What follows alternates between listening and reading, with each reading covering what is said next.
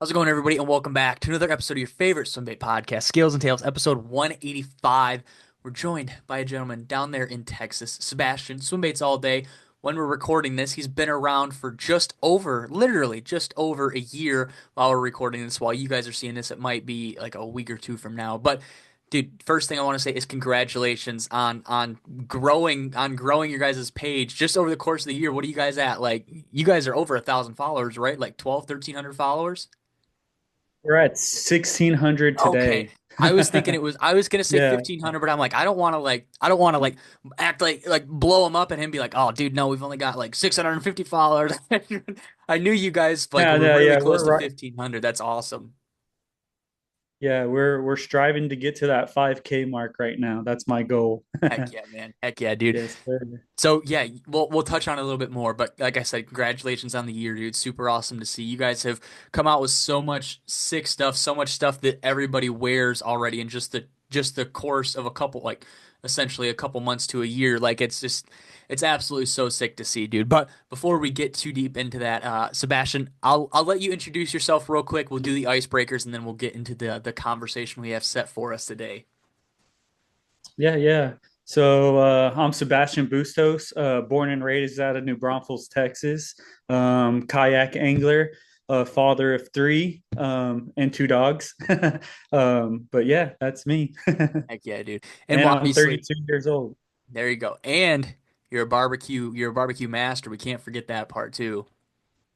Yes, yes, yes. And we'll dive into all that stuff a little bit more here in a second. But as you know, Sebastian, we got the two icebreakers for you. The first one is obviously the good old standby. The second one will curate more to our guest here a little bit.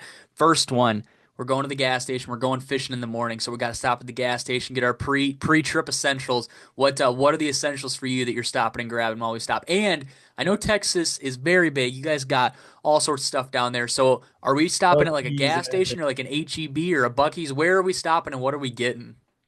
So we're stopping at the original donut shop here in San Antonio, Texas, to get some of the best tacos I've ever had. You know, being Hispanic and the culture, for me, I'm stopping. That's the first thing. I just make a call and they're like, Seb, yes. So they kind of already know me.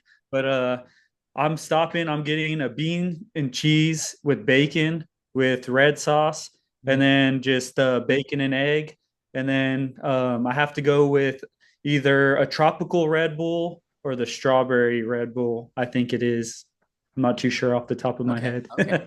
Yeah, I will say a couple people have said Red Bulls now, and I can like in good faith say I've never actually had a Red Bull. That might be crazy for some people, but I've never gotten a Red Bull before. Like my girlfriend will drink them every once in a while, like when we're on road trips, but I've never had one. I've been looking at them lately because everybody talks about them, everybody posts about them, but I just haven't pulled the trigger and gotten one to try yet. There's so many flavors now. I don't even know where to start.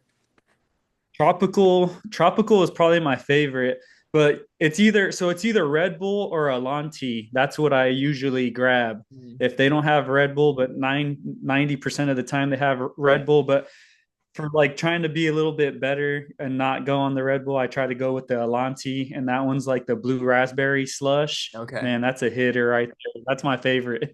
Okay, my like goat if like I don't know, I drink energy drinks and I don't feel like they do anything to me. They might, but usually if I like think I need an energy drink, my go-to is that fruit punch monster. It's pretty I think it's like I Oh, don't think it's fruit punch. It might be something else. It's got like a pirate themed can, but that is my yeah. go-to energy drink whenever I feel like I need one. And then the second question, obviously curated a little bit more to you. What is your favorite piece of meat, or what is your favorite thing to smoke, barbecue, whatever else it may be? What's like the go? Like we're having a party this weekend. What are you bringing, and how are you chefing it up for us?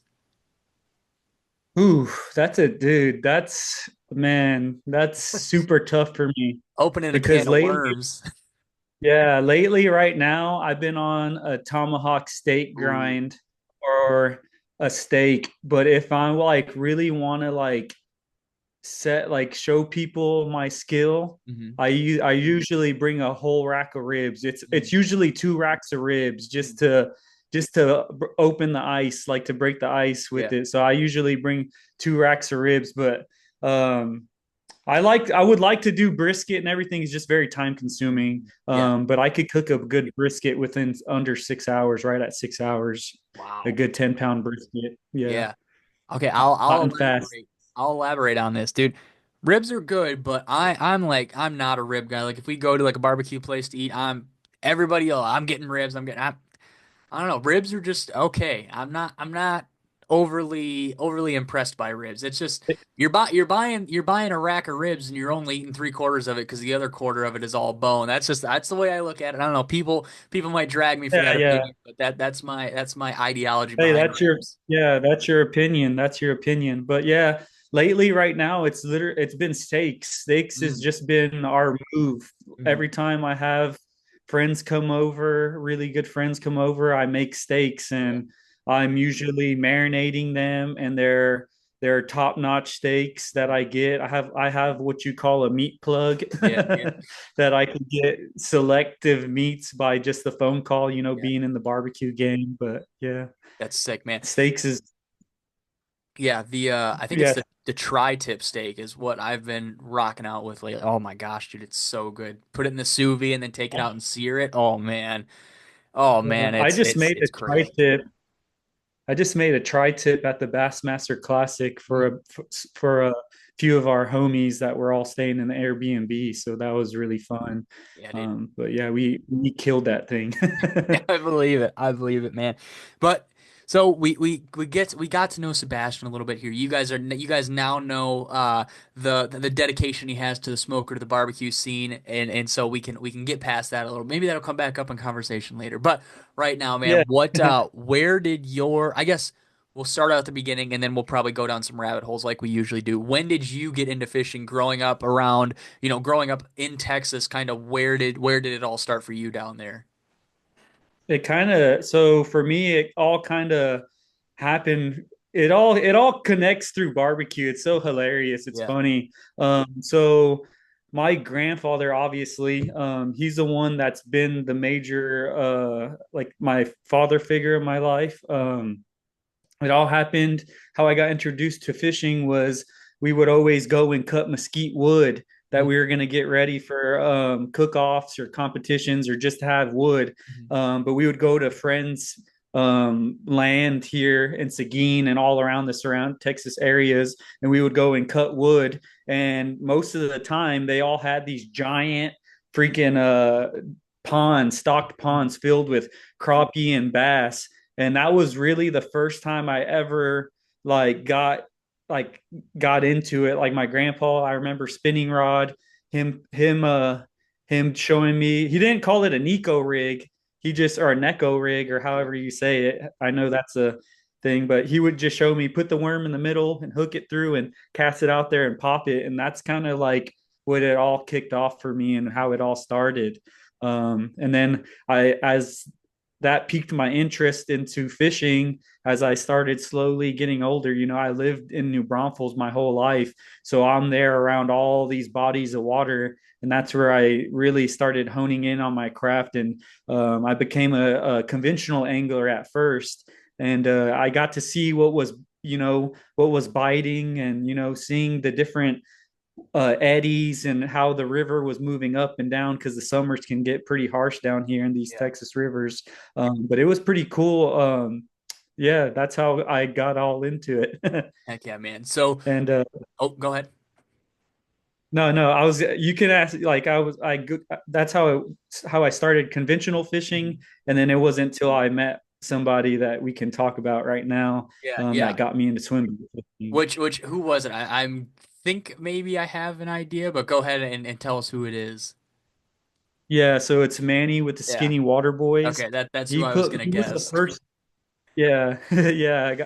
He paid the way, basically for me with glide bait fishing. He didn't really like tell me a whole lot. He kind of gate kept some things to me, but I really respect him for doing that because it just made me an even better angler. He did help me with like a few little things here and there, but as far as like trying to source and get the rod, he would tell me, "Hey, you need a good like 200 series rod. Try to get something beefier, like an 8 foot." And by the at that time there was no like you couldn't walk into a store around here and get like a K9 or a TK. Yeah.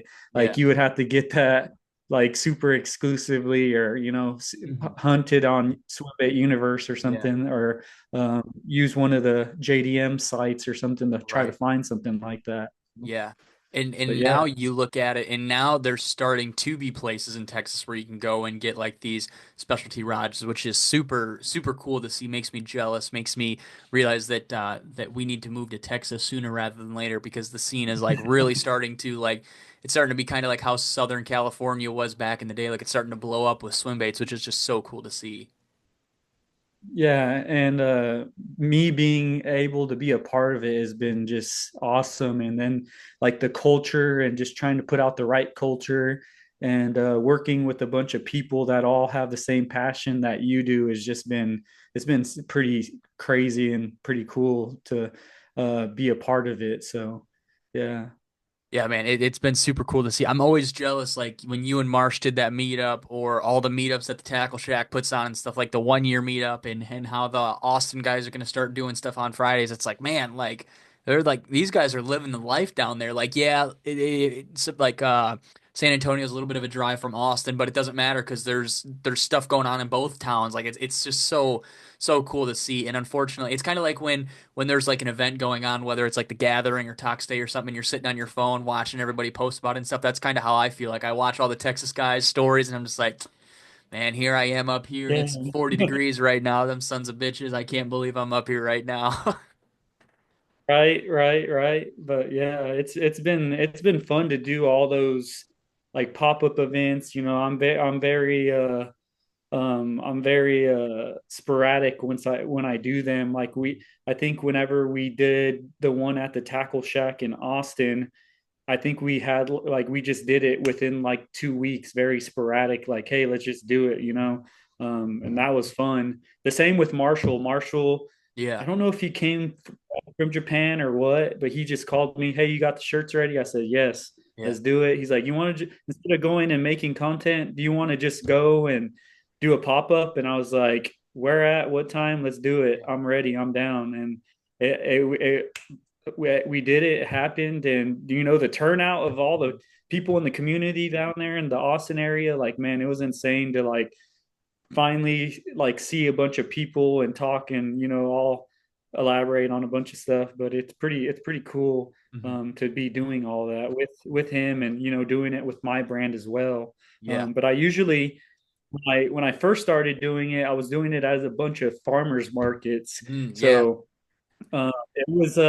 it was fun. We actually sold out a couple times, taking like 30 something pieces of clothing and taking a good little variety of hats and stuff. And um, it's really just me trying to expose it to my community yeah. more and to show them what glide bait fishing is and the new generation of fishermen. And it's not just the traditional worm type stuff. No, like we have people really out here dedicating fishing every day and throwing these big baits. So that's really cool to show people in my community what I'm so passionate about and to show them my brand too. So that's something that like really keen like really means a lot to me to be Yeah, doing that's that. So that's so cool to hear. It's so cool, like I said, that there's starting to be a culture down there around this whole thing because throughout the rest of the country, like I said, California excluded, and maybe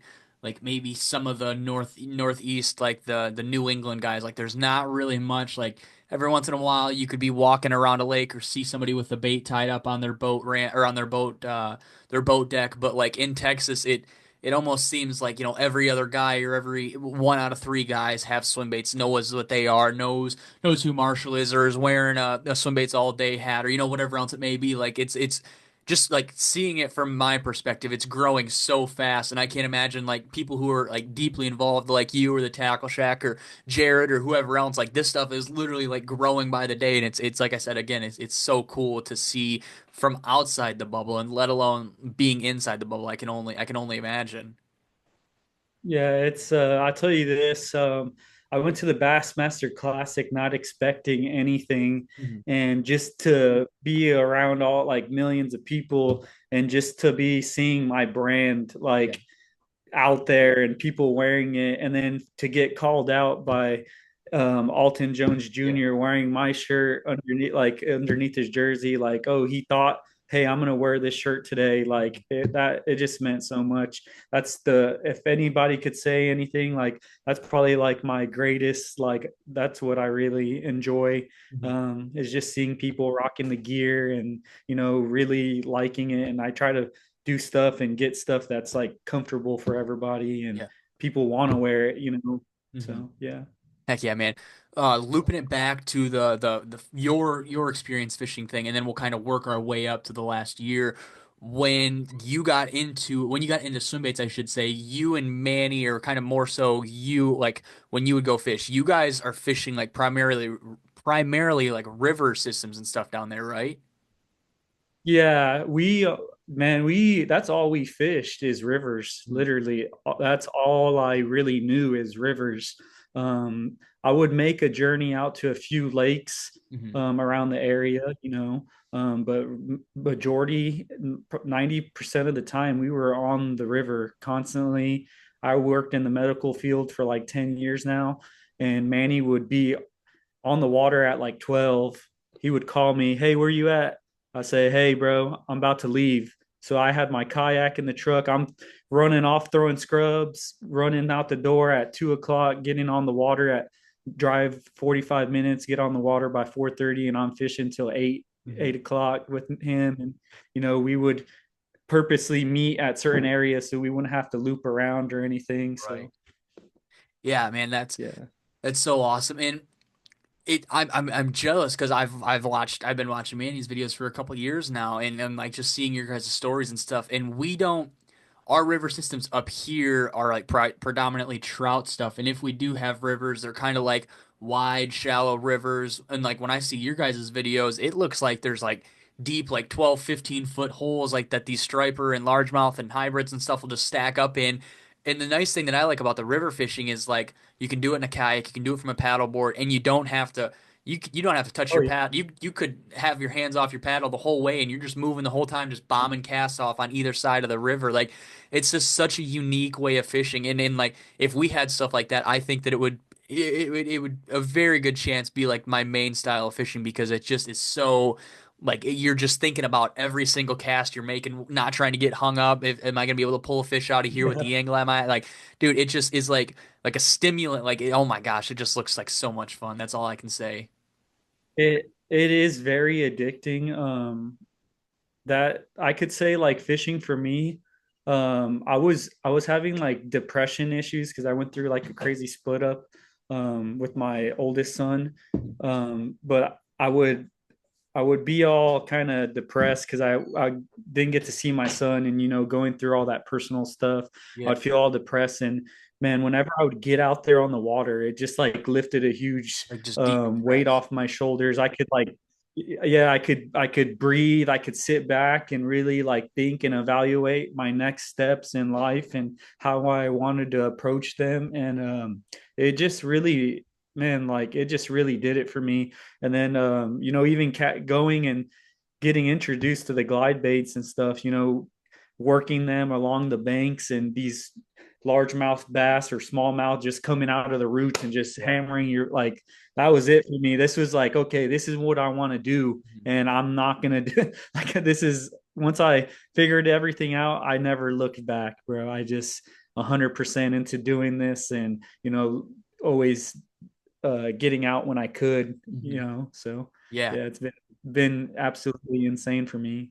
Right. When Manny was kind of dragging you into the swim bait game more or less, but not necessarily giving you all the answers, like, did he tell you, hey, these are a couple baits you should buy, or maybe these are some baits you should stay away from and save up and buy these baits instead? Or and kind of what were your first couple baits, if you remember, kind of with or without the help of Manny? And then did he shit on you for your choices? Like, dude, this bait is terrible. Why'd you waste your money on this bait? Yeah, he so it was we got it. Sorry. You're I good. don't know if you could hear that. Just barely. Um Yeah, we got into so my first bait I think was an S waver. Yeah, neighbors with a hacked off exhaust just driving around. But we're back. We had to go check on the kiddos, Yes. make sure everything was going on, make sure everything was okay, I should say. So, we were talking about the baits, Yes. your first couple baits you had, and if Manny was like, these are good baits, or what the heck did you just waste your paycheck on? Yeah, so there was nothing bad. Like he was like, "Oh, like there was none of I think all the baits that I got were all good. Hmm. There was nothing really like, "Oh, why'd you buy that?" type stuff. But I could say my first ever like cheap, very inexpensive bait was the S Waver, bone colored. Yep. That was like money. I started off with that, throwing using it on a frogging rod, just experiencing, learning it, Hmm. and then I started like working my way up, Hmm. um, uh, to it all. So from there, I bought a Leviathan heavy rod, 8 foot, the F5 Ghost, and then I got the Corrado 200, and then from there, I was like, okay, like I know how to work the S waver really good. I've learned it. I got it dialed in. Now I want to make the next purchase. So the next big purchase I would say for me was the toxic 3 piece chorizo. Mm. Once I like once I got that bait, I was like, oh my God, like, dude, 3 piece, like I didn't even know they made that. Cause I always just thought it was just glides. Hmm. And then I was like, dang, they make these 3 piece baits, these crank downs, these wakes. Ever since then, that bait has like changed it all for me. It all like I love fishing crank downs and wake baits. So that was the bait. And then from there, I want to say I got at the time. So I got that bait. I started catching a lot of like I got that bait dialed in. I started catching 5 pounders. And once I got into all that, I never looked back into going into conventional. It was just straight swim baits. So from there, I think I got a Matt Lure strong shad because Manny and Albert and a few of my all the friends in our local area were all fishing those. So I went and bought one too, and that's really what like changed it for me. So I was like, dude, this is crazy. Like the drawing power, learning the drawing power, and Yeah. like just skipping it out. Fast retrieves, slow retrieves. Figuring it all out was like that was it for me. And then when I got into soft plastic, it was the pearl white battle shad. That was a river killer right there, 6 inch. I could never get bit on the 7 inch unless I was like at a lake or something. Yeah. But in the river, it was always getting destroyed on the 6 inch uh citizen or battle shad, pearl white or the shad color for me. Yeah. Uh, Question for you. When you guys float a section of the river, will you guys like wait a week for that spot to kind of reload, or kind of like what's the schedule like for the river fishing down there? Just because I imagine like if two or three guys are floating down the river, like a lot of the spots are getting picked apart, so there's no sense in fishing it maybe the next day or the next 2 days. Like give it like a 4 or 5 day rest period, or kind of how do you guys go about, I guess like scheduling trips around the same areas? Yeah, so whenever we started doing it, there wasn't that many like glide baiters. Mm, Like it first started off with Manny and Albert, mhm. and they were going hard, and Yeah. then I slowly got into it. And then it wasn't like till a couple years is when we ran into and met Braden Carswell. Yeah. He's from my town too. Okay. And Braden is a good little piece of my little puzzle here. But yeah, I Manny Gate kept spots for me Mm. that I would be like, "Hey, what's up there, Bucko? Yeah. Hey, nah, it ain't good up there." Yeah. And Yeah. I'd be like, "Huh, okay, he's probably saying that because of the rapids or something." Yeah. But little did I know, these spots had crazy huge fish in, and I got to as I was wondering, I went out one day and figured it all. And he's all, "I was waiting for you to find it or this." So we would always just talk crap to each other. So then, yeah, so we would right now, I would say um, fishing in the area. I fish New Braunfels a lot, but I fish other local areas too. But I've been on some other area spots. But right now, I would say in that time when we were fishing, we would go like every like out of the week we would probably go like twice if not three times, Mhm. but like in some there was if we could get out of work or something we would go back to back, or Okay. we would go like skip a day come Yep. back on Saturday, or if we were on a Thursday come back Sunday. Mhm. So we would give it a little bit of time, Yeah. and he kind of explained to me about that, like, hey, they're not all at the time they weren't seeing that many glide baits, so we Mhm. were just like gun ho Yeah. doing going all the time. But now that it's kind of blowing up, there's a lot of kids in our area now that are throwing glide baits and stuff. But I would say like in a week we would probably go at least three times in a week, and we would kind of break them up a little bit. Yeah. Did you guys ever notice catching like the same fish like a month apart, a couple weeks apart? Just because I imagine in river systems the fish move, but they're pretty residential to where they are. They don't move more than a couple hundred yards in either direction. So, I mean, I guarantee you guys caught the same fish at least a couple times or a couple Oh fish at yeah. least once or twice. Yeah, Manny, and Braden all caught the same exact fish in the That's crazy. exact same area, Yeah.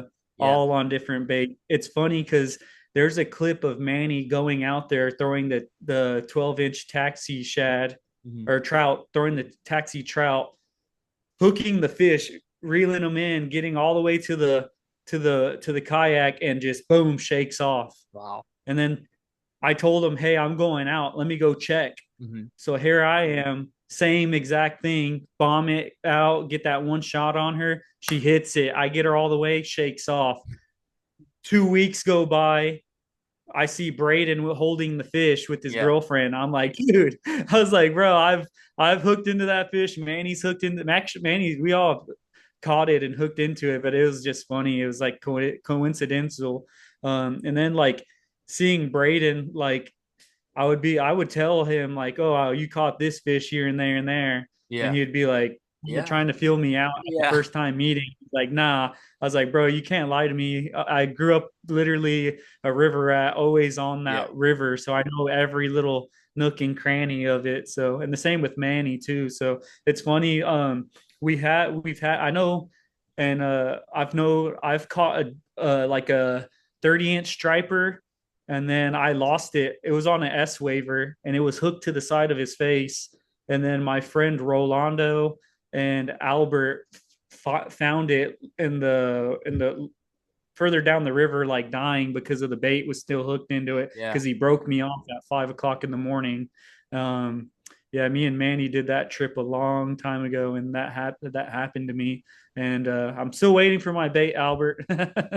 It's a S wave though, but yeah, the fish was like had to be like at least anywhere from like 17 to 19 pounds, and it was like 32 inches, or if not somewhere in there, Yeah. In 30 a river spot. system. That's crazy. Fighting it Yeah, with current. and like Wow. 4 feet of water, and Wow. like 4 feet of water. That's Yeah, just destroying every trout yeah. possible.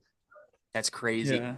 I have been I've been on a river system right down the road from Schlitterbahn or like around there. We went down there like it had to have been my freshman year of high school, and we were right on. Is that the Guad that runs through right through there? So it's the Guad and the Comal. So if it's literally right next to Schlitterbahn, it's the Comal. It's pretty But close. those, They dumped trout in yeah, right there. That's all I remember because I okay, was reading because people were fly fishing. The river was like all yeah, blown out. It was then like it's 2016.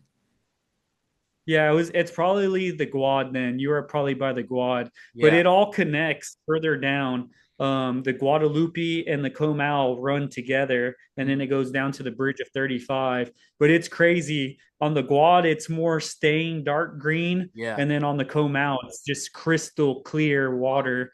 I don't know why it's like that. It's Yeah. kind of weird.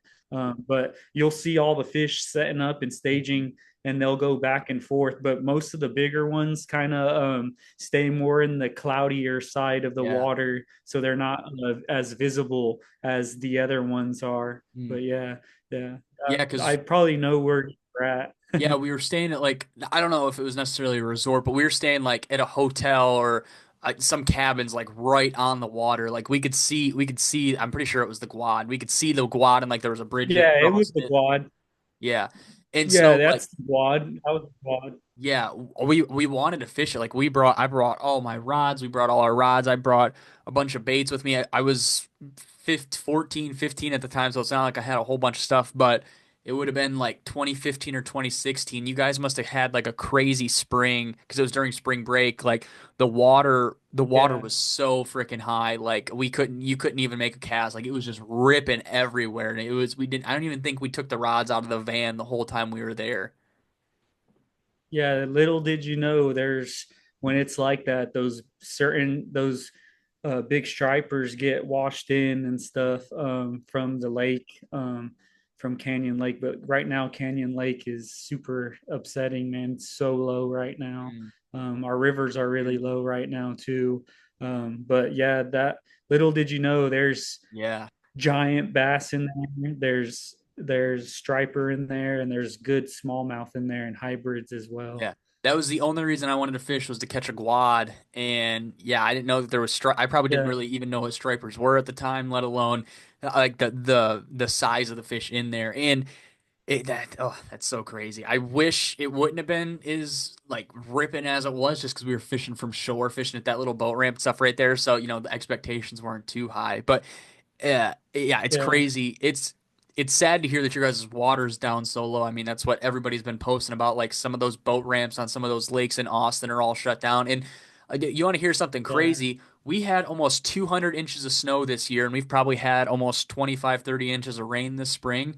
And Lake Michigan's down like 10 inches to like a foot and a half. Like absolutely insane. It does not make any sense. Like at one Yeah, point in time, I fished this lake and you have to walk down a staircase to get to it, and the water's probably like yeah, 30 yards from the staircase. A couple weeks ago, like when all our snow was melting and when we were getting all this rain, the water was up past like the first couple stairs. So the water was 80 feet high, and I don't know where the heck all that water went. Like it's sad to hear it, and now I'm kind of experiencing it. I'm like, how the hell is there no water up here? Like, it's absolutely crazy. Where we could fish off these spots on Lake Michigan, and you'd have to flip a fish up 6 feet in the air. Now you're going to be flipping a fish up almost 8 feet up in the air. Like, yeah. it's Right. crazy to see it. It's insane. Good thing you got a cotter rod to do Yeah, yeah. it. It's Yeah, I don't know, it's crazy. And I know you guys deal with that like every other year, if not every year. Like your water just gets low and then all of a sudden like it'll kind of maybe get up to half pool and then it gets really low again and it's insane to see. And now, like I said, getting to experience it, it's like, oh, now I know what these do. Like I knew what you guys were doing down there now, but it's like, wow, now I'm pretty much living in their shoes right now because it's so sad to see. yeah. A lot of it is all about the development in New Yeah. Braunfels, bro. It just skyrocketed out of this world. Now, like where we used to put in, they're like, hey, this is private property. I'm like, bro, screw you. This is Yeah. like I've been coming here my whole life. Like Right. this bridge is navigable and stuff. And now I've been dealing with a little bit of that. Manny's been majority fishing lakes and stuff now, but I stay true to my roots and Mhm. stay on the rivers. There's other spots that I go to in the area here that are hidden gems that I keep low key. But there are people that fish them a lot too. So especially with big baits. So yeah. Yeah. It's so you experiencing with it blowing up, you've been doing it for a while, maybe not as long as Manny and Albert, but you have been doing it long enough to see these fish start to put two and two together probably when they see a glide bait or they see a swim bait and they're kind of like, they're really hesitant. Whereas before, I'm sure, like I said, when you got into it, these fish were coming up off bottom 5 feet to come eat this bone S waiver, whereas now they're just kind of looking at it. Maybe they'll come up and look at it and they turn around and just swim back down because they're like, I know what the hell that is. I'm not coming up to eat that thing. And I have said this for the Yeah. past 3 years now that we've been doing the show. I am blessed to.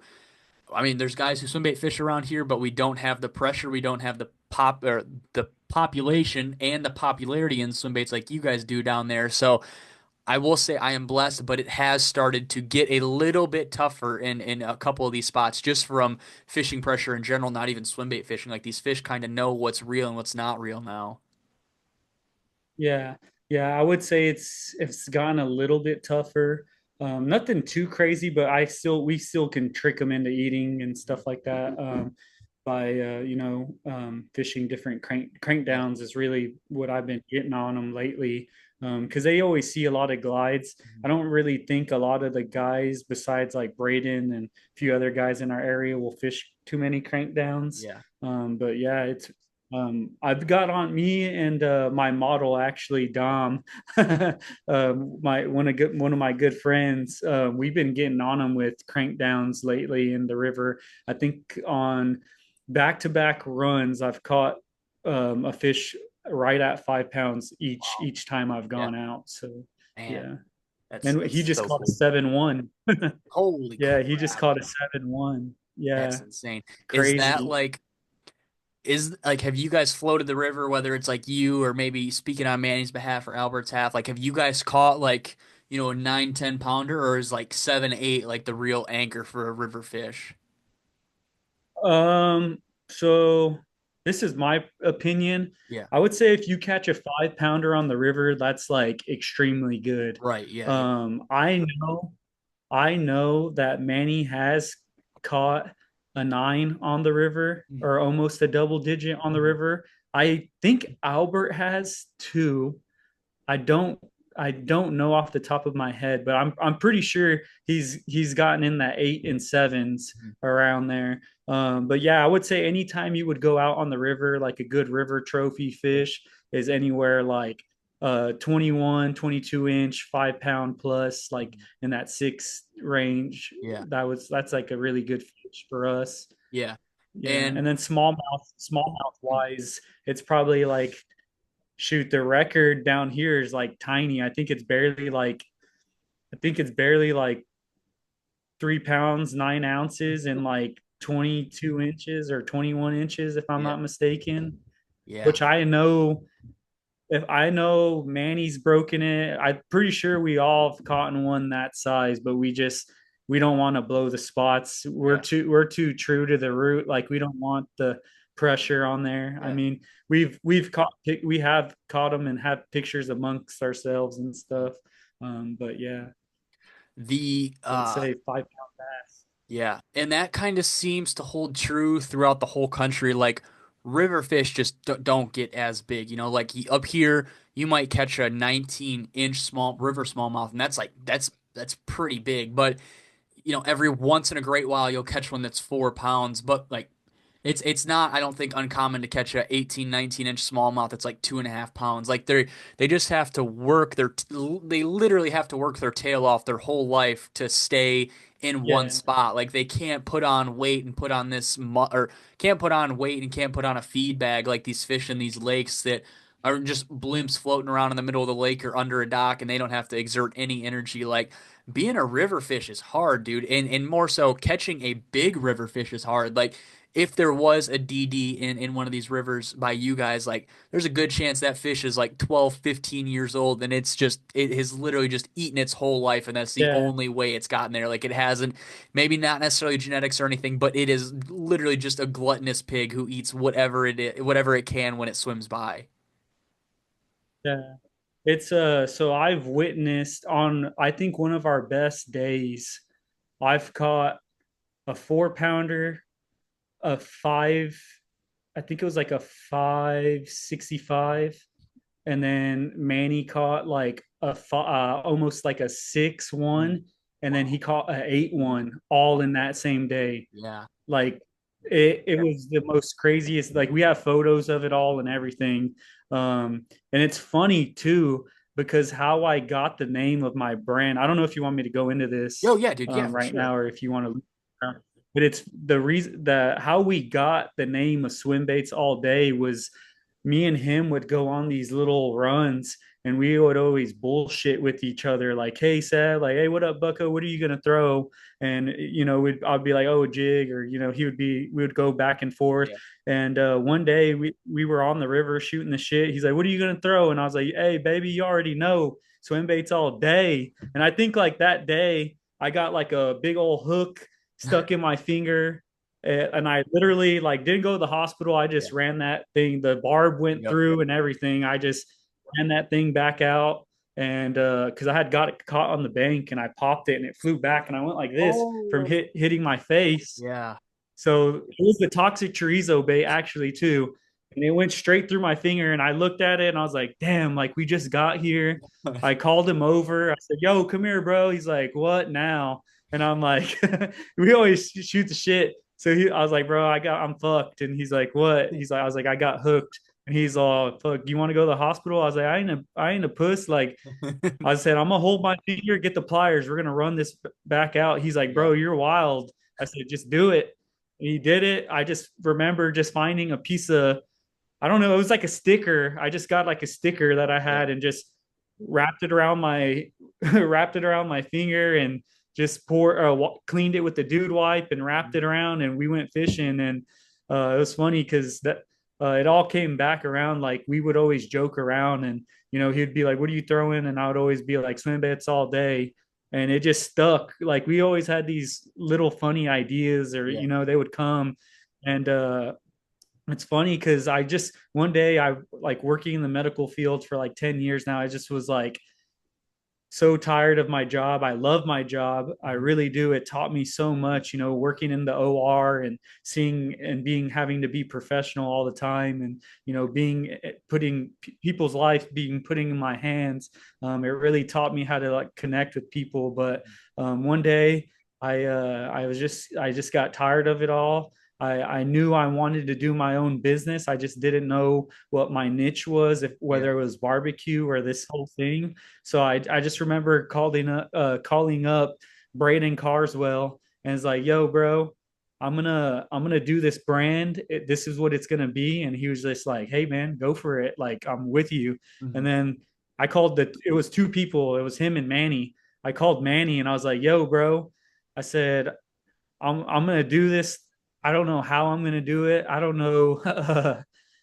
I don't know how it's gonna all happen. I don't even know about any of this stuff. I don't even know about clothes, but I have a vision and a goal. And I've always been artistic in a way of where I could draw or do a bunch of stuff. And I just literally put my 2 weeks notice and just went full throttle. And it we're about to hit a year now. Uh, on my daughter's birthday, May 11th, that's when I was literally in while we were giving birth, I had my iPad and I made my first drawing. Mm. And from there I said, you know what? I'm going in. I'm Yeah. going in. Yeah. So I just did it and I didn't expect anything. I Mhm. remember just, learning. I had like 15 packs of citizens and a bunch of baits that I had as my little arsenal. I said, you know what, bro? I just started selling them, getting rid of them, giving them to local people. I ended up getting a lot of money off of it, and I sold like my little arsenal of baits. And I went and bought my first heat press. I used it to buy. I sacrificed all my baits to start to fund it all. Yeah. And then my wife, she just like upgraded her whole salary by like 3 times, Mhm.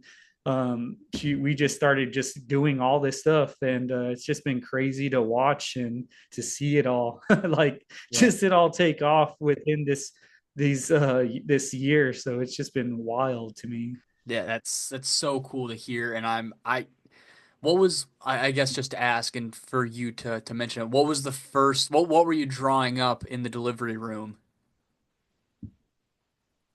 Um, Literally, so I had the name Swimbaits All Day. I was like, I like that. Mhm. That's me. Anytime I would come up to meet with the friends, no matter whether it was the conditions, I was force feeding or Yeah. throwing a glide bait, or I would always be the one to show up with the 9 inch bait and to be like, bro, what are you doing? Nah, I was dedicated to Yeah. throwing the bait no matter what. But I think the first drawing that I ever did um was just like an all-seeing eye Mhm. with like it was just the all-seeing eye, but instead of the eye, I just put a glide bait and I wrote glide or die in it, Mhm. and then I just put swim baits all day, and that was like the first drawing. And like to see the stuff now is just like, wow, I can't believe I put that out there and expected people to buy it. But people really resonated with me. So that was like they supported me, going to all these gatherings and events, meeting you, getting Mhm. like I was when I met you, I was like barely like getting into like hearing podcasts. Mm. So like I knew of you in the Yeah. podcast.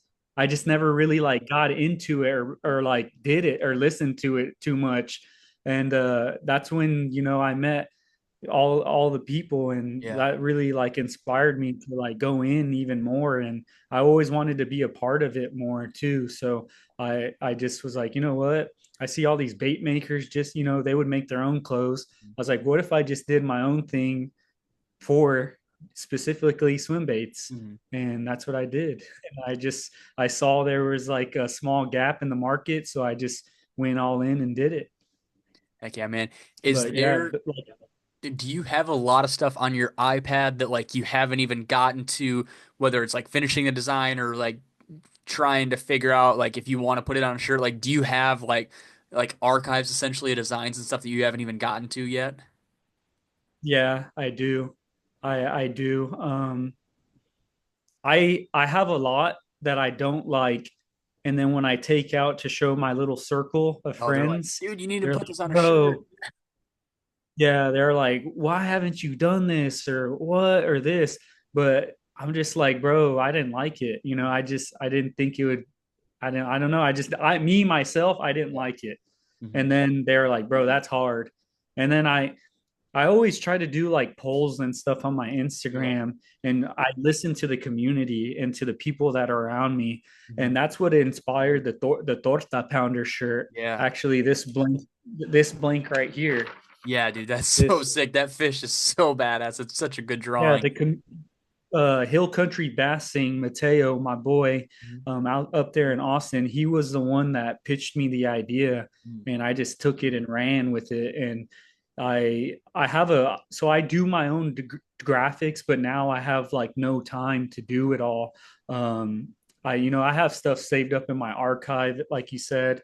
But now I have a graphic designer. Shout out to my boy Dagger. He is the most coolest person and the most realist Yeah. person, and like a really good mentor to me. Um, Anything that I have an idea, I just shoot him it, and he just straight off the rip, Mhm. like he's so good to where the point is I don't even have to. We don't have to make changes. Like, yeah, I don't just even tell him sketch it out or exactly write what I anything want. down. Yeah. Yeah, I see it in my head, and he just capitalizes on Mhm. it. But yeah, all the stuff you're seeing a little bit more now, the newer stuff is all him, Mhm. but with my thoughts and my things. Yeah. A few of them are his designs that we worked together and I've purchased off of him. But a lot of the stuff that were back was all me, Mhm. because obviously it's so hard to get the time to. Yeah. Time is very crucial to me, Mhm. especially because I have a family. I Yeah. have young kids, so I'm very um, at one trying to do a lot of things at once, especially getting out. I do everything, like I said, from sourcing the shirt to ordering the prints to shipping to doing every hat. Yeah. We literally do it Mhm. all from in my office here, Yeah. which is a garage room. It was a garage that was converted into a room, Mhm. and this is my office. This is where I have everything. So yeah. But yeah, those the like you said, I I didn't like. I was trying to come up a way with the cross, what I did with the Oh, yeah, glide yeah. bait. I was trying to like add more to it, and then I kept thinking like simplicity is key. Hmm. Simplicity is key. Like simple, just be Yeah. simple. I always want to add more and Hmm. create and everything, but I just is like, you know what? I'm just gonna do it how it is. Like I had put like SBAD in the fish, and Yeah. then I made like the scales look like it had swim baits all day like into it. Yeah. I didn't like it, and then I just scrapped it, let it sit there. Then I showed it once, and they're like, bro, put that out. And then I did like a poll and asked the community. Everybody really liked it. And then I started putting it on like the side of the hat and everything. And it just everybody likes it. And I try to incorporate, like, my faith. Yeah. I grew up Catholic, but I don't really practice. But I I have a place with God in my, I would say, Yeah. um, yeah, I wanted to do something that people that were Christians or something that can resonate with them, but Yeah. not be like, I had to have like style, but it could be for everybody in a Yeah. sense. So that's the reason why I did that one. So Mm. yeah. I have a couple ideas that I'll share with you after that you are more than welcome to use just because and like in the same boat as you, clothing isn't necessarily my like forte. So I come up with all these designs and stuff and think about stuff and I'm like, what the hell? I'm not gonna make a shirt with that on it. Like I don't have the time for that or I don't just whatever it Yeah. may be. So I have some stuff written down that I will share with you after the fact. But yeah, it's interesting because again, like I said, I have ideas for shirts and stuff, and I have one design that I want to put on a shirt, but it's kind of like kind of mill it over and stuff. And like you said, it's like keeping it simple. Like there's a difference between stuff that I want to put on a shirt and like the cover of the magazines and stuff. Like some designs are just not they just aren't suitable for a shirt. Maybe like a magazine cover, like Yeah. a printout poster magazine or printout poster, or like a piece of artwork. But I I, I don't know. It's hard to determine. I'm also like it's also tough for me to pick like placements of stuff on shirts, like whether it's like a small logo like on the front pocket area or small logo like on the back of the crew neck. Like it's always been super challenging to me, and like sometimes I really like something and other people are like, or vice versa. Like same boat as you, like, oh dude, I hate this design. Like it's never gonna see the light of day. And then somebody will see it and they'll be like, when dude, like you need to make these into stickers. And it's like, well, I don't really like it, but I guess if you like it, like I'll try. So I definitely understand where you're Yeah. coming at with that. Yeah. It's funny, like how you said, like your placement and everything. Yeah. I did the graffiti shirt. It just says Swimbaits all day. And then, like, I would say my slogan is for the ones who really grind. Hmm. Because, like, throwing a swim bait, you're not going to get bit Yeah. most of the time. So you got to really lock in. But I just thought of the shirt as like a canvas. So I used the shirt and then I put like SBAD on the bottom corner, like if somebody went and spray painted and tagged it. Yeah. Tagged it. So Yeah. using the shirt, I did the print on the front, and I was like, man, I want to incorporate something on the back. So I did it on the back side on the bottom of the shirt. So like if somebody like, like Yeah. went Yeah. and sprayed it real quick to give it like that aesthetic of street Hmm. kind of graffiti style, I Yeah. would say. So Yeah, yeah. that's the big thing. Like, do you put the design on the front or the back, and do you leave the back empty or the front empty? Like, do you just put your logo tag on the front? Like, it's such a pain in the butt to try to figure it out. And obviously, you have kind of figured it out with how many shirts and stuff and designs you guys have and have released already. But it's still like sometimes I look at stuff and I'm like, I really like. There's a design I've been sitting on for like 3 months, 4 months now, and I just can't determine if I want to do it or if I need to wipe it and restart it with the same idea but kind of position it differently. Like it's such a pain in the butt. And then again, it's like, am I gonna do this? And not in the same shoes as you. Like, this is a podcast, a media page. Like, are people gonna want to buy shirts? Like, am I gonna waste my time and money? And if I order, 30 shirts, am I only gonna sell five? Or like, do I do a pre-order? Or just it's just like like ordering stuff and like making stuff merch exclusively, like it's just a big task and like a big order, especially if it's not necessarily your priority in your brand, or if it's your first go at it. Like I'm sure when you did your first go, you're like, oh, like am I gonna should I order 100 or should I only order 10 transfers? Like is it gonna be worth it, or am I gonna be shooting myself in the foot if I order too many and these never sell? It's just like it's like the hardest part of doing that like Yeah. side of business, I think.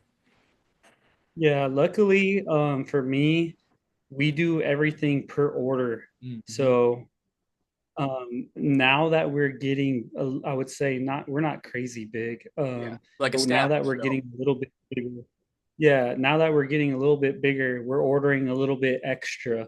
But when people order, like we go out and get the shirt like that day, like I don't sit on any stock. I make everything right then Yeah. and there. Like within the 5 to 10 business days is when I do it all. Is when I try to get everything Yeah. um, fixed up and ready to go and sent out, and then you receive an email and everything like that. But yeah, like I think like last night somebody bought a shirt like at 11 o'clock at night, and Mhm. all I hear is like the money sign clink, and I'm Yeah. like, oh, On Shopify. okay, Yeah. let me go write that on the board. Yeah. And then I'm like, man, like it's crazy when you start hearing those money signs, Yeah. those little ching Yeah. ching Yeah. ching at like night.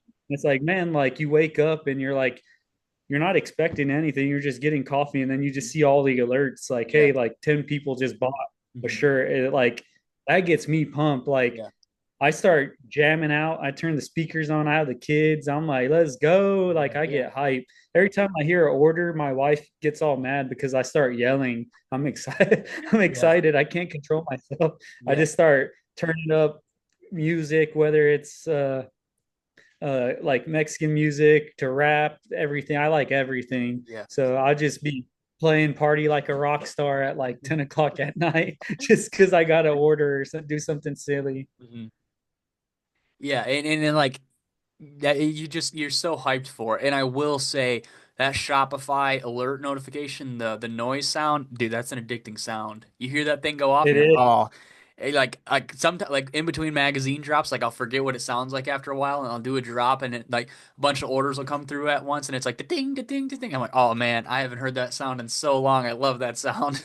It's rewarding. It Yeah. makes you, for me, it makes me like even want to go even more. Like, hey, like when I have my down days and I start thinking, I'm like, bro, I've already come this far. Like, there ain't no turning back. Like, when Yeah. you start to see the success, it's like how you respond to it and how you capitalize on it. And you just got to grasp it and just keep moving forward Yeah.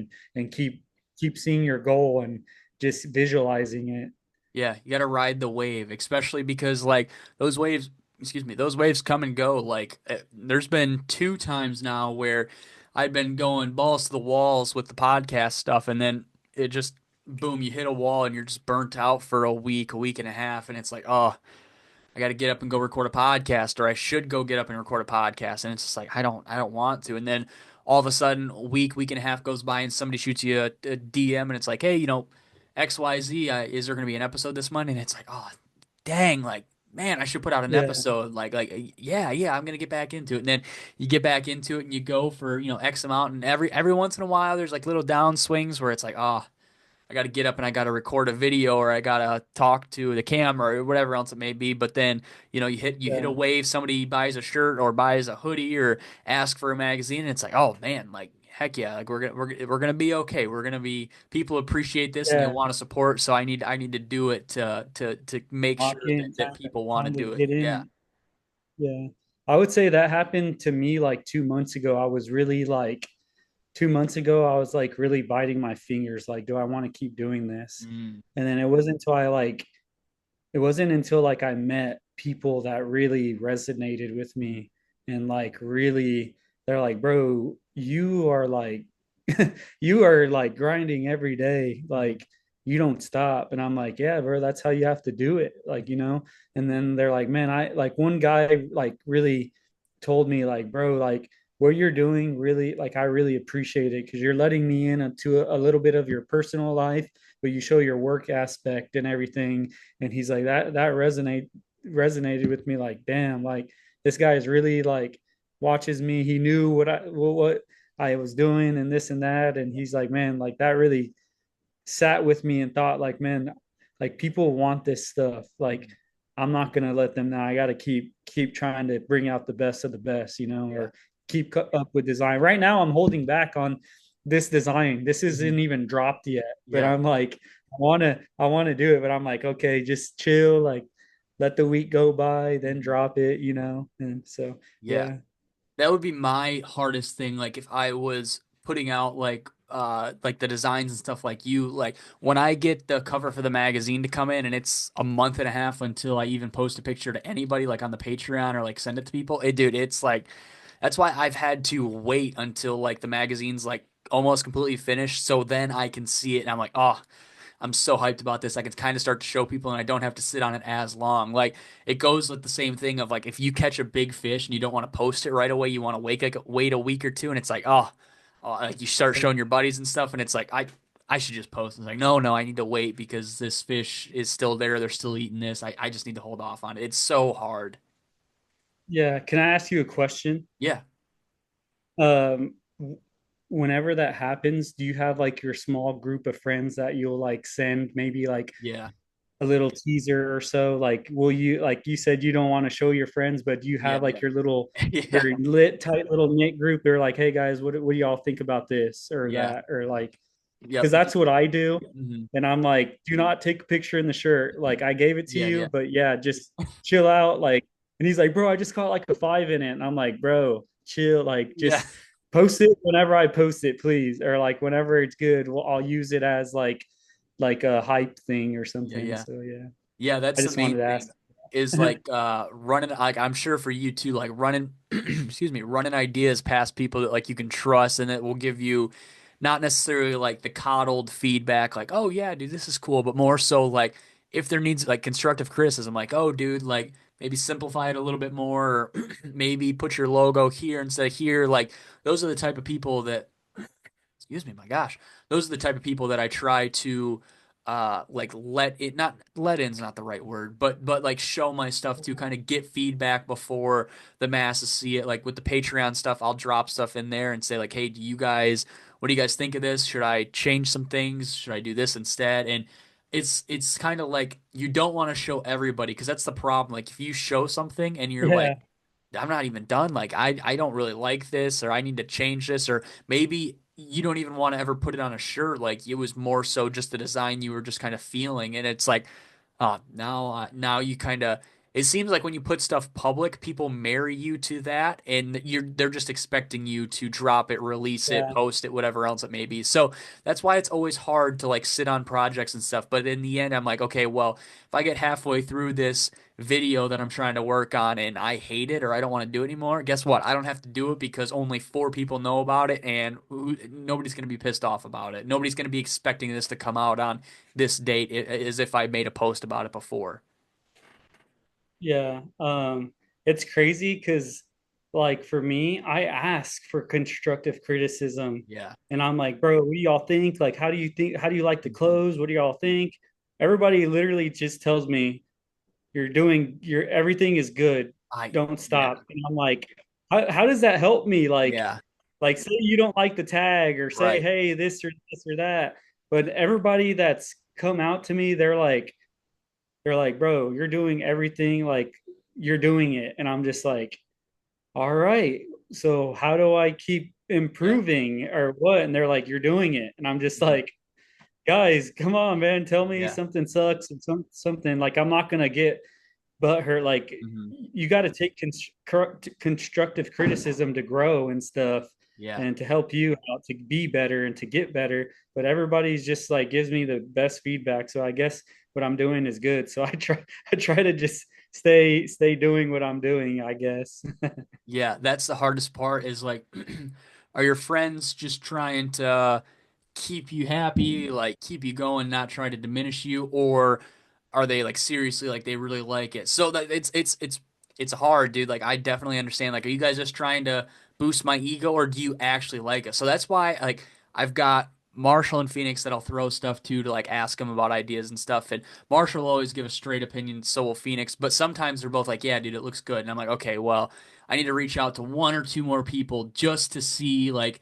If that's a consensus everywhere, if that's like a group opinion, because I don't want people, like you said, I don't want people just trying to be nice and not piss me off and say, "Oh yeah, dude, this looks good." Like, does it look good, or do you just not want to? Do you think you're gonna hurt my feelings and like I'm gonna be mad Yeah, at you? So it's yeah, hard, and I definitely understand what you're saying there. yeah. I feel like it's good because Marshall's asking me to do like he uses the exact same blanks and Yeah, everything I do. Or, yeah. like I show him the color schemes. He's like, "This is hard. Hmm. This is what I want," and it's Yeah, like the shirt, similar style shirt that I would use. So I guess I'm doing everything yeah, right. yeah, yeah, and like Yeah, that's the other thing is also pleasing everybody else, like the masses, when you drop shirts and they're like, "Oh, dude, this is a sick design." Like the Ready for War shirt you're wearing, like, "Oh, dude, I love this. Can I get a different color than the North Carolina blue that you're wearing? Can I get it in a tan or a black?" Or and you're like, Yeah, "Oh, okay, well, yeah, I can do that. I don't have a problem yeah, with doing it, but is that something that a lot of people want? Like, if I pop up this option, is that gonna, are double the people gonna want to get this shirt now?" So it's the hard thing, and you also kind of have to limit stuff too, whether it's like options or variety, because if not, like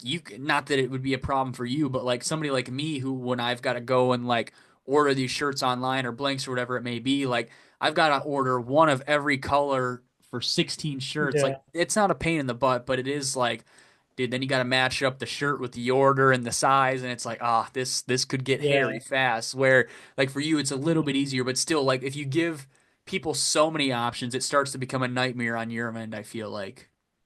yeah. I tried to do a very like maybe like four, Yeah. maybe the most five color, and it's all the same color. It's gray, black, like neutral tone Mhm. colors are very in right now. Yeah. So that's what we're using. I would say this like Yeah. beige color Yeah. Yeah. is my it's always out. It's always sold out where I get everything or Mhm. I like when I go I always stock up on it and Mhm. I have just a bunch of beige color shirts, but I try to keep it in the neutral colors and stuff. Yeah. Yeah, I like that color right there. I think I have one of Marshall's shirts in that color, and it's not a white and it's not a cream like you said. It's like a beige. It's like a washed out, like muted cream. It's a really, Yeah. really good color, and it definitely makes sense why they're hard to find for you. Yeah, yeah. But yeah, it's been like the we try to just do simple, easy color palettes, you Yep. know.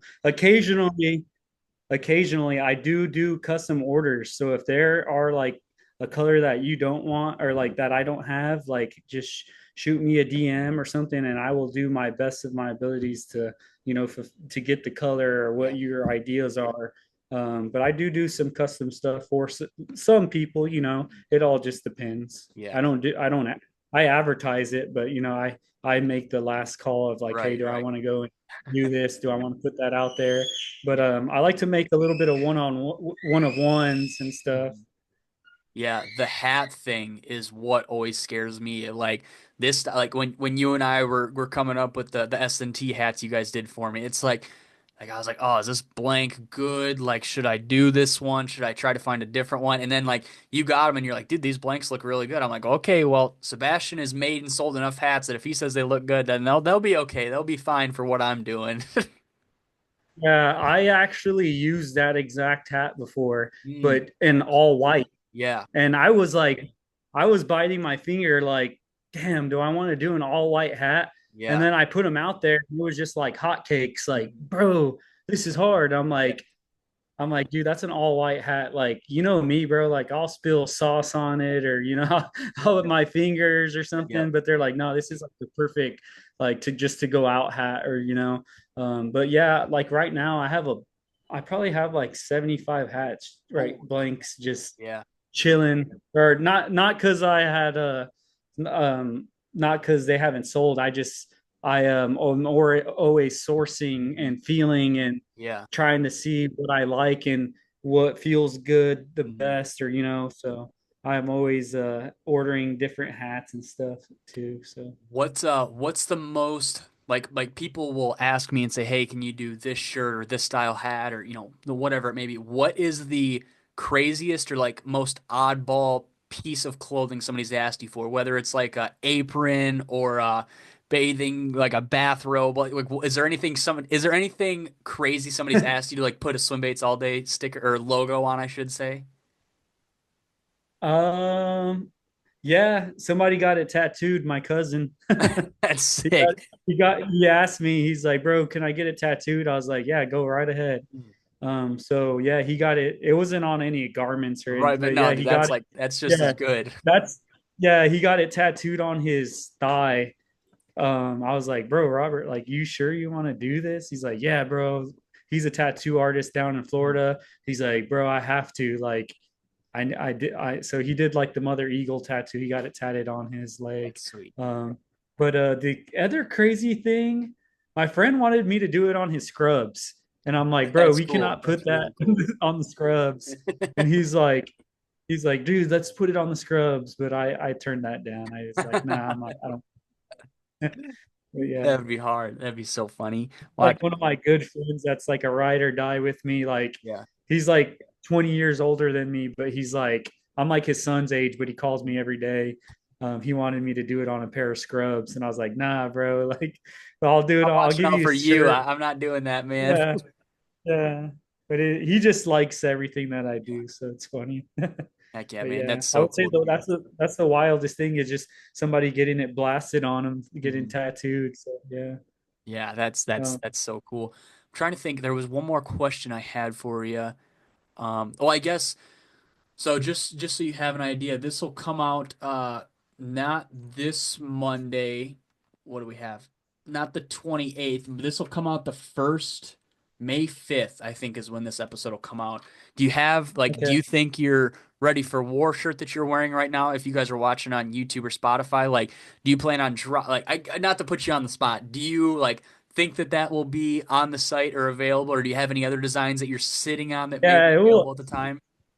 it will be out Okay. like it'll be out soon. Okay. I I already took it to the pop-up at the Oh, 1 year okay. anniversary of the Tackle Shack. Yeah, yeah. So some people have it, but like just did it like exclusively Mhm. for them. It will probably come out maybe this week. Okay. I would maybe if not early Monday, Tuesday. If who knows? I'm kind of like if I feel it, I'll Yeah. do it. Like Yep. it all is just like a feel for me. Hmm. If I feel like I need to put something out there, I'll do it. And then I'll start working on the next design or I'll look in the archive and be like, "Oh, this is what I want to do." Boom, dang.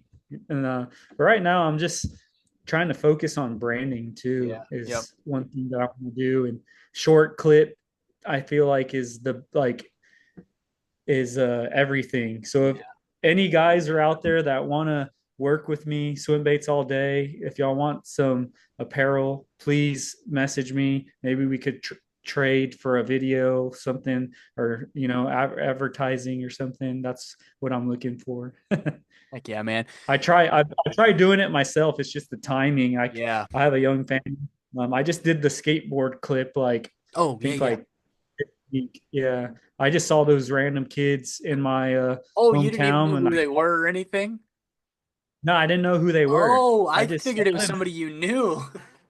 No, I was taking pictures of all my hats. I had them all laid out.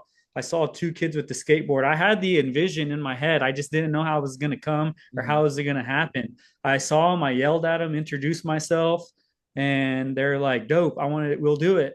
So I was like, here's my phone. Record whatever you want to record, and here's the prop. Here's my hat." Mhm. And they recorded what y'all saw. Yeah. And I ran to go get my fishing rod, which is a Spicewood custom. Shout out to my boy Elam. Yeah. He that's the new custom rod that I've been using, and no, I use Nolan's too. But yeah, I gave them that rod, and I was like, here, film whatever you want to film. From there, I just did it. I gave them two shirts and a hat, and they were like super stoked. They're like, bro, I didn't know anything like this existed. And I was like, yeah, bro, like the swim bait culture comes from, all this stuff, all Yeah. this skateboarding, BMX, it could be anything, we're all different walks of life, Yeah. the underground, the misfits, I would say, or, Yeah. but it was cool to connect with them, and now they hit me up because they like are like wanting to get into swim baits. I So was just about to that's like say, good job, dude. Now I got two more kids fishing your damn river. No, I'm kidding. yeah, nah, yeah, nah. They are like they're like, bro, like this stuff is hard. Like I didn't know there was this stuff. That is so And cool. that makes me kind of feel good because it's like, bro, like I've already done it before. Like I exposed somebody. Yeah. I exposed one of the kids. I always try to give back too, but I just kind of showed them, and then they get interested, and now they're like, "Bro, swim baits is like I love this. I Yeah. love it. I like it all." But real quick, like how I'm saying, I've met one of the kids. His name is Gavin Gray. I met him on a river system that he lives on. I won't say it or anything, but I met him on the river fishing. I just saw him. I yelled at him, and he was like, "What's up?" He was kind of standoffish. Yeah, yeah. I was like, "Yo, bro, I'm not on no weird shit or nothing." But I was like, "Look, bro, I own an apparel brand. I don't have any merch or anything on me, but I just wanted to bless you with the gift." So I just gave him a 6-inch Citizen, and he got it, and he was like, Swimbait, like, dude, this is so cool. He went home, told his family, and then like I think it was like a week later, he went and stuck a fish on it. That's So so it cool. was like it was crazy to see. Yeah, that's so cool, man. That's awesome. That's such a cool like story to hear. I don't like I guess with this, I don't ever like firsthand expose anybody that I know or like person to person just because it doesn't really happen here, I don't think. But I know like guys will message me and be like, "Oh, I listened to all the episodes, got into it, whatever." So like I've gotten people into it, but I've never like personally firsthand got anybody into it like you just explained because I think if there was more opportunities to do that with people around here, I think I would just because that's such a cool thing to do and like such a cool thing to experience and get somebody else hooked on it because it once you get hooked on it like you're hooked on it, especially like the skateboarding kids, like those kids to maybe they're not familiar with like Mike Gilbert or something, but they watch his videos like they're gonna be like, "Oh man, this is like skateboard to the core type stuff." Yeah, it it was that was cool to see to put them on and for them to go and catch a fish on it and Yeah. everything. So Heck yeah, dude. Where before we get into the fantasy, where can people follow Swimbaits all day before we get into this last little couple minutes of the episode so people can see it before they finish the episode? you can follow me on my IG. That's where I do everything. So that's swim_baits_ all day. But that's where I will announce like 90% of everything that I'm doing is all on Instagram. And then from there, it's just swimbaitsallday.com. You can go, that's where my Shopify is. And my link is in the description on my Instagram. So if y'all are looking for the merch, you can see it all on there.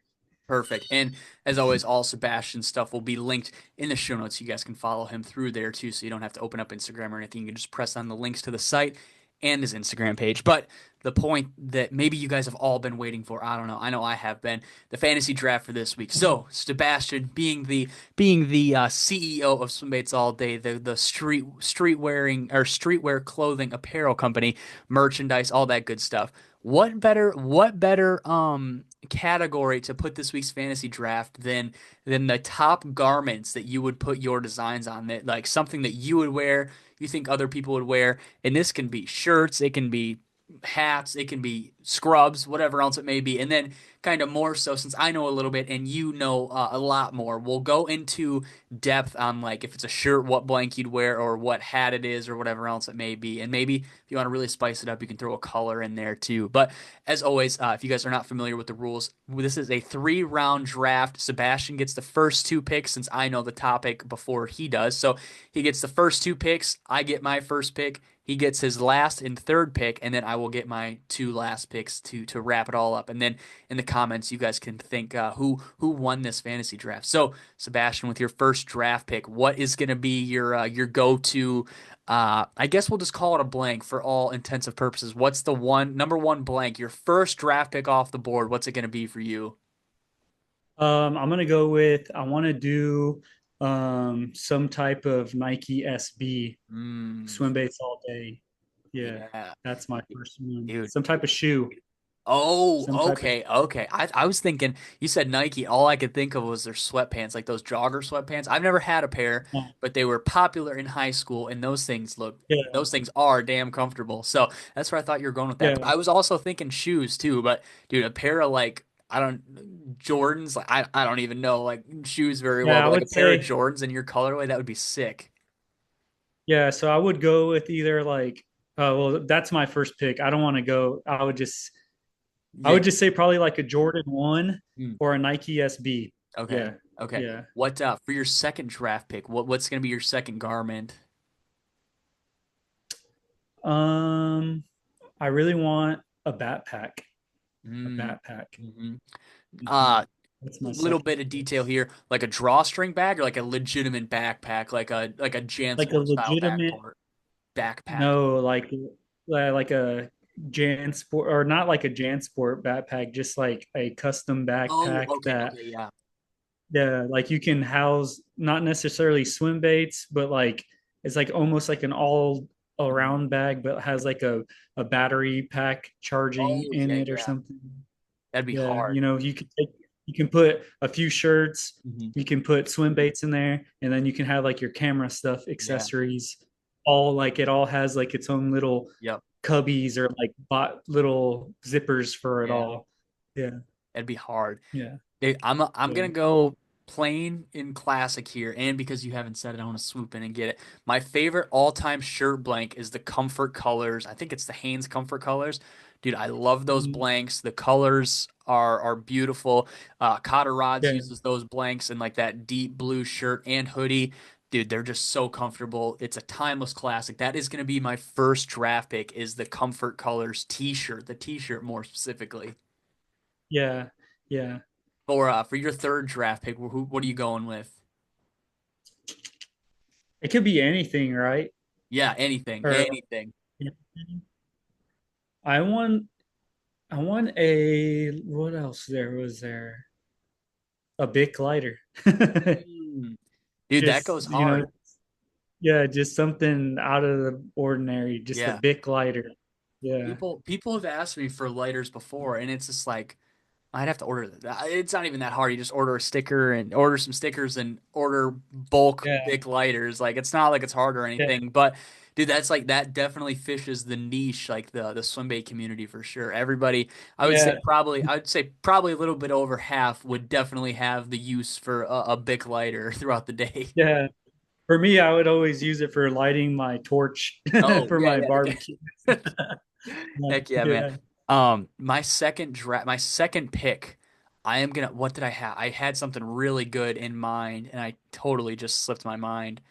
Um, Oh, what was it? I can't even remember. I guess we'll go with the hat, the classic hat, the hats that I use. If you guys are not familiar, I just use the Decky flat bill. That's the one with the crazy Yeah. eye logo. It's a nice lighter hat, doesn't weigh a lot. Got a couple you can fit a couple different big head sizes in there. Just a classic go-to in my opinion. Comes in a couple cool colors with the rope. The rope's not overly done. Just a classic hat. And for I remember what it is. And Marshall and I have kind of talked about this before, so this has some insight to it. My third draft pick probably would have been my second or maybe first.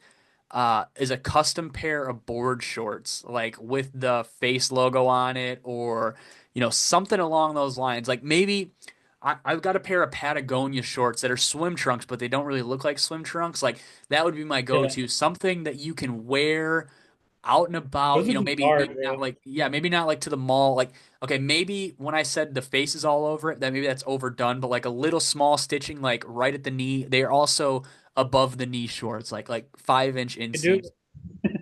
Dude, like I could do it. I think it's such a design that people miss on like hoodies and shorts I feel like are the things that get worn the most. Hoodies in the wintertime, shorts in the summertime. And there's really like there's a lot of hoodies obviously out there, but like the shorts, you're the only guy and maybe one other company that I've seen do shorts before. So it seems like a missing piece in the market. Maybe I'm wrong, I don't know, but I feel like dude, if there was like cool shorts out, like more cool shorts out there, I feel like that'd be like a big seller for a lot of people. Yeah, I would say like shorts right now. Like I gave them to Marshall. He's like, bro, I love these Yeah, shorts. yeah, he talks They're about them. almost, Yeah. yeah, they're almost like jogger style Yeah. shorts. Yep. Like, but he likes everything really, really skinny. Yeah, yeah. Like, he likes almost your meat hanging out Yeah, the side yeah. of him. I mean, Just I can't lie. yeah, That's what I wear too. That's why I said like short, like above the knees is what I'd go for. yeah. I like above the knees, being a Yeah. river guy. But right now, we are actually working on getting our shorts in right now. Oh, heck So yeah. they should be here within a week. So I I'm will say excited. the other thing is like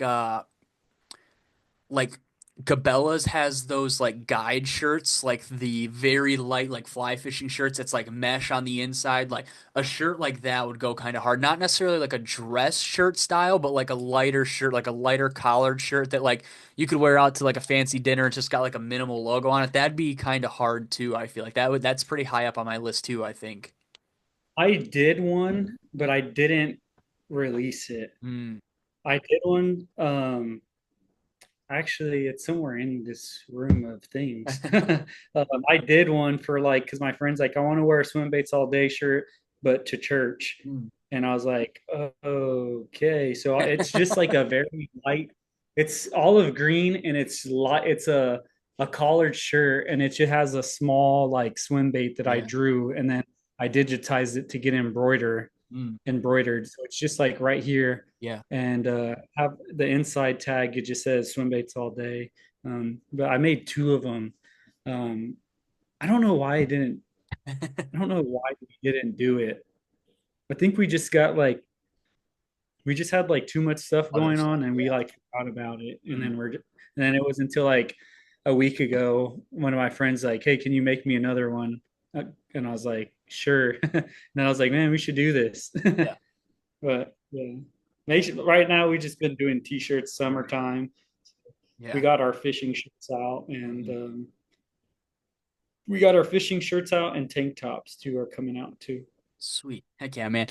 Again, what is the website and what is the Instagram so people can come follow you once they listen to this? Yeah. Yeah, the website is just swimbaitsallday.com to Shopify. And then my Instagram is swim_baits_all day. And you'll see it, it's red. Yeah. Perfect, man. Yeah. And like I said, we'll put that stuff in the description. So wherever you guys are listening to this, you guys can follow Sebastian. Very easy. Click of a button, click of a link, and you can hop on the website if there's anything up there. You can obviously support Sebastian that way. But outside of that, Sebastian, I want to thank you for coming on, dude. Absolutely awesome Yeah, episode. I appreciate it. appreciate it, man.